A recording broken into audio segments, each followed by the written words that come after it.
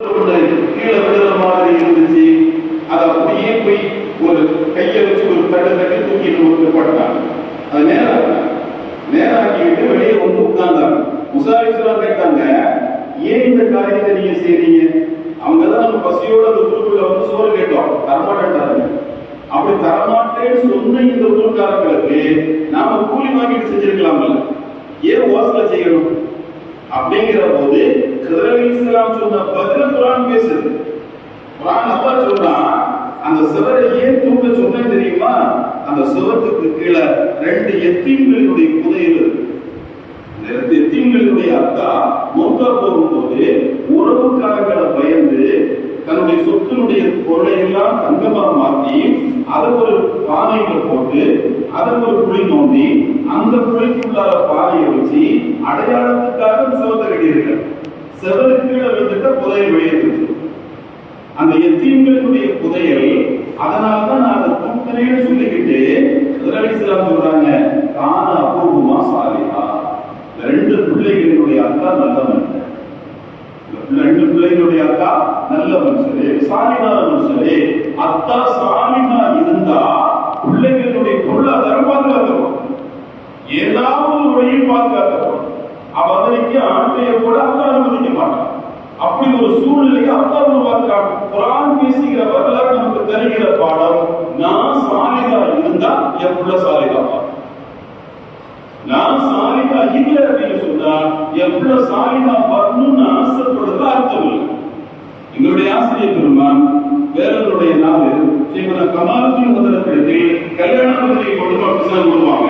கொடுத்துட்டு சாலிஹான உள்ளவர்களுக்கு துவா செய்யணும். அதுக்கு சொல்லுவாங்க, நீ சாலிகா இல்லை, உள்ள சாலிகா பரவும்பா. நீ சாலிகா இருந்துட்டா உனக்கு சாலிகா வரும்பா.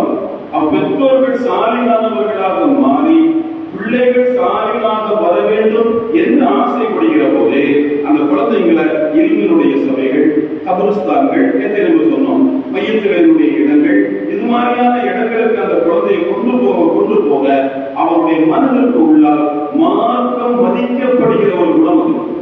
அவன் மார்க்கத்தின் மீது ஒரு ஈடுபாடு, நாம் இதெல்லாம் பங்கெடுக்கணும், நாம ஒதுங்கி நிற்க கூடாது. நாம் சார்ந்த ஊர் சார்ந்த நல்ல காரியங்களில் குழந்தைகளுக்கு இயல்பாகவே வேரூன்ற ஆரம்பித்துவிடும். பெற்றோர்களை வைத்து குழந்தைகளுக்கு காரியங்களை கடமையாக்குது. அவைகளை புரிந்து செயல்படக்கூடிய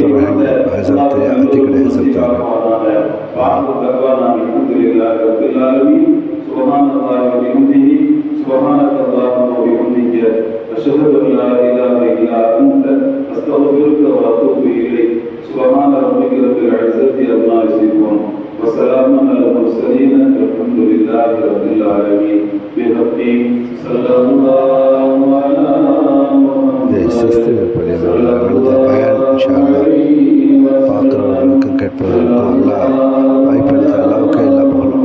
جزاك الله خير.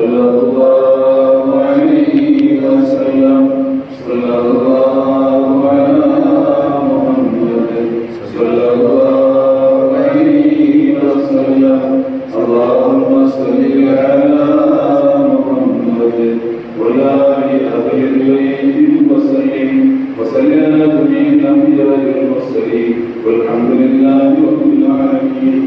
السلام عليكم ورحمة الله. அல்லாஹ் கேட்பதற்கு வாய்ப்பளித்த அல்லாஹ்வுக்கு எல்லா புகழும் என்று கூறி முடித்துக் கொள்கிறோம். ஜஸாக்கல்லாஹ் ஹைர்.